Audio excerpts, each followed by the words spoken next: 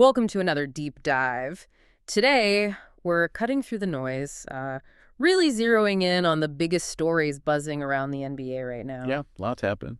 If you're looking for the essential knowledge, maybe some unexpected facts, and that kind of satisfying aha moment that makes you feel plugged in, you've definitely landed in the right place. Absolutely.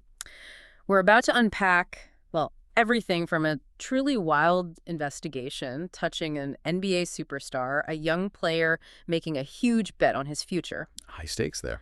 the league's latest attempt to reinvent the All-Star game, and some, frankly, jaw-dropping moments from international basketball. It has indeed been a whirlwind. I mean, with a lot of moving pieces and conflicting narratives to navigate. For sure.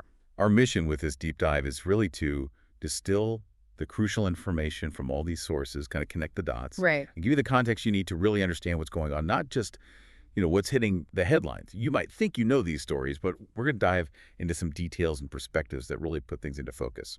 Okay, let's just jump right in then. Let's unpack this truly wild story that has the entire NBA community talking. A recent prominent report alleges the Los Angeles Clippers, and specifically their owner, were involved in a massive under-the-table payment scheme involving superstar Kawhi Leonard. We're talking a staggering $28 million. Wow, that number. The report claims this money was funneled through a company called Aspiration, which, get this, was primarily known as a tree planting company. Yeah, the threes for trees thing, right? I remember that. Exactly. Yeah. The core allegation. Kawhi was supposedly paid for a no-show job, meaning he didn't actually have to do anything to earn that money. Okay. And the plot thickens. Aspiration later went bankrupt, and its co-founder has since pleaded guilty to a massive $243 million fraud. Okay, yeah, that's messy. What's immediately fascinating here, though, is the Clippers' incredibly swift and really strong denial. Right, they came out swinging. Totally. They've stated their owner invested in Aspiration solely due to its environmental mission, and that they were completely unaware of any fraudulent activity until the government stepped in. They've also really pushed back on the idea of funneling money to Kawhi, calling the notion absurd. Absurd, okay. Their stance is, look, it's entirely common for team sponsors to also have independent endorsement deals with players, and they had no oversight of Kawhi's separate agreement with Aspiration. That's the official line. So, okay, on one hand, you have these really serious allegations and a company basically wrapped up in federal fraud. Yeah. On the other, the strong denial. What are the potential ramifications here? What could happen? Well, people are definitely talking. One expert we heard from called it an absolute disaster for the Clippers. A disaster, wow. Yeah, predicting hefty fines, maybe loss of draft picks, and a significant black eye for an organization that's, still recovering from past scandals. Right, they don't need more of that. Exactly. And another analyst went even further, suggesting maybe a year-long suspension for Kawhi, or even voiding his contract entirely. Voiding the contract, that seems extreme. Well, the argument is that $28 million is just far too significant a sum for him to have, unknowingly accepted through what they called a fake business. Okay, that's one perspective. But this raises a huge question, right? How difficult is it to actually prove something like this to the NBA? That's the $1 million or maybe the $28 million question. Bobby Marks, former front office guy, deep salary cap knowledge. Yeah, knows his stuff. Right. He's actually been through cap-circumvention investigations himself, and he points out that optics and what you're convicted of are two totally different things. Interesting distinction. Yeah, he emphasized the absolute necessity of a clear paper trail, like showing money flowing directly from the owner's investment into the player's pocket, not just testimony or, circumstantial stuff. And with the company being a Ponzi scheme. Exactly. Yeah. Given that Aspiration was basically a Ponzi scheme, a fraudulent investment operation that makes the money trail incredibly convoluted, proving that direct funnel becomes exceptionally difficult, maybe impossible. Okay, that's a powerful point, optics versus proof. But doesn't the sheer smell test of this whole thing, like you said, it's messy, coupled with the Clippers' prior history around Kawhi, doesn't that still imply a big failure of oversight? Even if you can't legally prove a direct illegal transfer, shouldn't the league hold teams to a higher standard? Absolutely. That's a fair question. And the optics are undeniably terrible. I mean, it looks bad. Right. And Marks, while he acknowledges that smell test, he believes the Clippers are not dumb enough to leave such a blatant, messy paper trail, especially after past scrutiny. So he thinks they get away with it. He actually doesn't anticipate significant punishment for either the team or Kawhi. He suggests Kawhi will likely skate in this situation. Wow. But the deeper insight here, I think, is that this whole mess really exposes kind of the NBA's Achilles heel. You know, how do you effectively police these increasingly complex, multi-layered financial arrangements? Especially in a global league where the lines between legitimate investments and player compensation can get so blurry. Yeah, good point. Definitive proof becomes almost impossible for the league office, regardless of how suspicious something might look. It's a systemic challenge, really, not just a one-off Clippers thing. Okay, leaving those murky waters. Okay. Let's switch gears. Let's talk about a different kind of high-stakes gamble one a young player is making on his own future. Cam Thomas. Yeah, they're a Nets guard.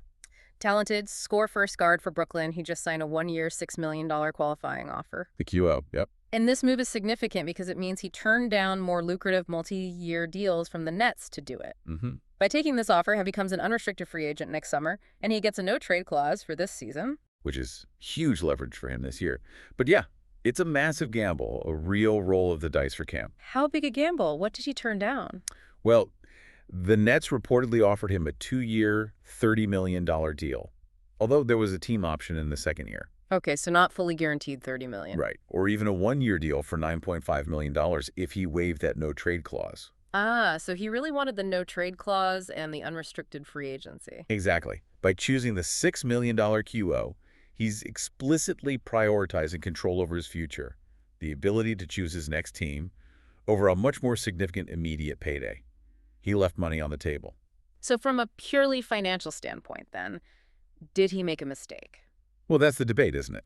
One perspective suggests he absolutely might have. He sacrificed roughly $9 million from that 2-year offer, even with the team option risk. $9 million is a lot. It is. And just to make up that difference, simple math says he'd need to get a contract starting at like $24 million next summer. $24 million starting. Oof. Yeah, which some experts are, let's say, not banking on, given the current market. And that brings us to a crucial point, right? The changing NBA market. Exactly. What's truly fascinating here, and what Cam's gamble really highlights, is this strong feeling that the NBA just doesn't highly value the small, score-first guard who struggles defensively anymore. Not like they used to. Like the Lou Williams or Jamal Crawford archetype? Kinda, yeah. With the new CBA causing teams to really penny pinch and prioritize more versatile two-way players, guys like Cam Thomas are finding it way harder to secure those big multi-year contracts, even if they can fill it up scoring-wise. Makes sense. And the Nets' own actions kind of back this up, right? They drafted a bunch of guards. They're actively pivoting to this 0.5-second offense, quick decisions, ball movement, not ISO ball. Which isn't really Cam's game. Not typically? No. It strongly suggests they don't see Cam as a core piece for their future, despite his, undeniable scoring talent. So this puts him in a really interesting, almost kind of precarious position for this coming season. Yeah, definitely awkward. The Nets now have 5 rookie first-round picks on the roster. The team's focus is going to be on developing that young talent. Right. The rebuild is on. So while Cam might get an initial runway, maybe 10, 15 games to boost his trade value, there's a real chance his minutes could just dwindle quickly after that. Could definitely happen. Some have even called the situation a potentially combustible gasoline locker room environment with Cam. Ooh, strong words. Yeah, he's been described, maybe unfairly sometimes, but described as having an empty calorie scoring narrative. Heard that one before. And maybe a lack of self-awareness about his defensive and playmaking weaknesses. That's the critique, anyway. Right. And this whole situation, it raises important questions for other restricted free agents facing similar decisions. Yeah. Jonathan Kuminga, Quentin Grimes, Josh Giddey, they're all kind of in that boat. What's the thinking there? Should they follow Cam's lead? Well, the consensus from the sources we looked at suggests Kuminga might be advised to bet on himself, like Cam. Try to get out of what seems like a tough situation with his coach not consistently playing him. Okay, for Kuminga maybe. What about the others? For Grimes and Giddey, though, the advice leans more towards lock in the money now. Take the extension if it's reasonable. Why the difference? Because their situations might not improve significantly enough by waiting a year to justify the financial risk of taking that QO. The overall insight here, I think, is that Cam Thomas's gamble isn't just about him. It's a stark mirror reflecting this evolving NBA landscape. Right. Where that score-first, defense-later guard, once a clear path to big money, is just rapidly being devalued. Players got to adapt their game or risk getting left behind in this new CBA era. It's fascinating. Player empowerment meets harsh market realities. Okay, let's shift again. Let's talk about the NBA's seemingly never-ending quest to fix the All-Star game. Oh boy, here we go again. For 2026, the league is reportedly planning another new format. This time, a round-robin tournament. 3 8-player squads, 2 USA teams, and 1 world team. 3 teams, round robin. Okay. Ugh. Apparently, initial responses from team execs and players have been positive. Well, okay, positive is good. And look, some folks are open to being pleasantly surprised, right? Like how the in-season tournament actually turned out better than many expected. Sure, that worked out okay. But there's still a lot of skepticism swirling around this latest change. Critics are quick to point out, hey, this is the 3rd or 4th format tweak in just as many years. Feels like it, yeah. It leads to this general feeling of desensitization among fans. Like, okay, what are they trying this year? And does it fix the core problem? Exactly. The core issue, for many, remains the same. The players just don't seem to play with the consistent intensity needed to make the game truly competitive. No matter the format, it still feels like an exhibition. So the league's grappling with that tension. Celebration versus competition. It's tough. How do you make superstars genuinely compete hard in an exhibition game mid-season? I've heard some truly radical ideas thrown around lately. Oh, yeah. Like what? Like, just lean into the spectacle, make it purely corporate, a giant concert with some basketball on the side. Interesting. Or even have players compete for, like, year-long sponsorship deals with major brands right there on the court. Whoa, okay, that's different. My favorite, I heard, someone joked about a Team Kendrick versus Team Drake showdown. Now that would generate buzz. Haha. Okay, Team Kendrick versus Team Drake. That would definitely get headlines. You're right. Right. But, I mean, it kind of highlights just how, maybe desperate isn't the right word, but how much the league is searching, right? Yeah. Trying to inject some kind of real drama or stakes into the weekend. Yeah. The NBA is constantly trying to balance player engagement because, let's be honest, they aren't always thrilled about intense competition mid-season with fan entertainment. This proposed round robin, it aims to create more smaller stakes, I guess. Yeah. But does it address that fundamental desire for the players to genuinely compete? That's the big question. It is. The deeper insight, I think, is that the All-Star Game isn't just an event. It's like a microcosm of the league's ongoing struggle to find that perfect sweet spot between celebration, competition, and just pure spectacle. That's a great point, the ongoing struggle. But hey, if we want to talk about basketball that truly delivers drama and intensity, we have to look at what just happened overseas with Eurobasket 2025. Oh, absolutely. Now that was compelling basketball. We just wrapped up the group phase, and man, it was packed with incredible moments. The round of 16 knockout stage is now set, and there are some absolutely fascinating matchups lined up. You're right. The intensity was just palpable.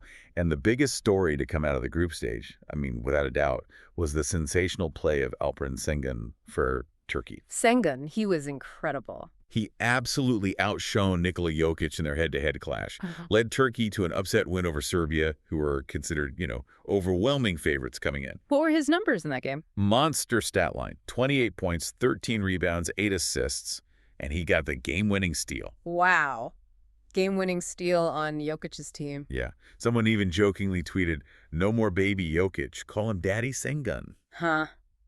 That's high praise, maybe a bit much, but it immediately sparked this massive debate, right? Yeah. Is Sengun truly the next big European superstar? Is he destined to be mentioned in the same breath as Jokic, Giannis, Luka?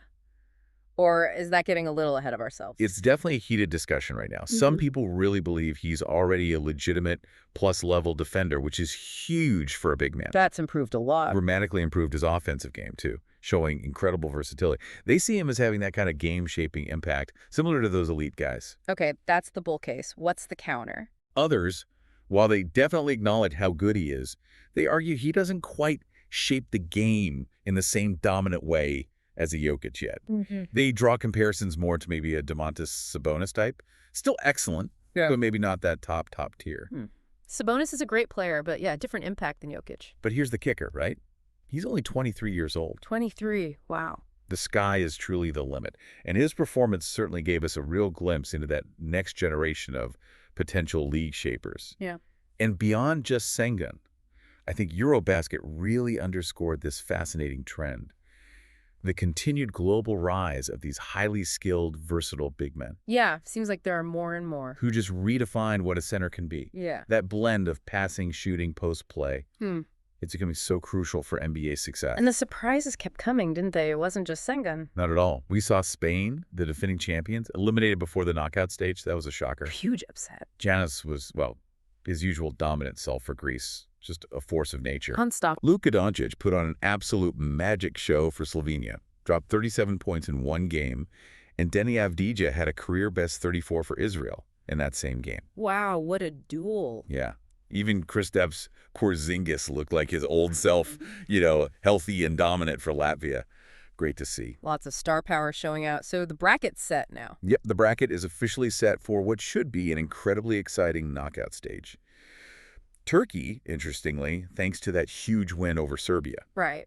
they've landed on a much more favorable side of the bracket. Right. Potentially gives them a clearer path to the finals, maybe avoid some powerhouses early. Interesting implications from that upset. Definitely. Germany looked absolute dominant throughout the group stage. They're definitely a team to watch. Serbia, on the other hand, they were hampered by injuries. Yeah. And they appear to be struggling a bit. Going to be an uphill battle for them. It's going to be a thrilling conclusion. Man, what an incredible ride through the NBA's latest headlines and that international scene. From alleged scandals to rising stars betting on themselves and that never-ending quest for the perfect all-star game. There's truly never a dull moment in basketball, is there? Not at all. This deep dive really highlights just how fluid and, frankly, unpredictable the basketball landscape can be, both on the court and off it. Yeah. Whether it's players making these huge gambles, owners navigating complex league rules, or these international players making their undeniable mark, the narratives are just constantly evolving, always pushing the boundaries of what we expect. So as you reflect on these stories, maybe consider this. In a league driven so much by star power and big money, how much should we, as fans, truly care about the smell test or the optics versus what can actually be definitively proven? Good question. And for these young players like Cam Thomas, is that gamble on yourself always worth the financial risk? Or is there a point where maybe security outweighs that potential future gain? Lots to think about. There's always more to learn, always more to discuss. We definitely encourage you to keep asking questions, keep digging deeper into the stories that interest you most. Absolutely. Thanks so much for joining us on this deep dive. Make sure to check out our other episodes.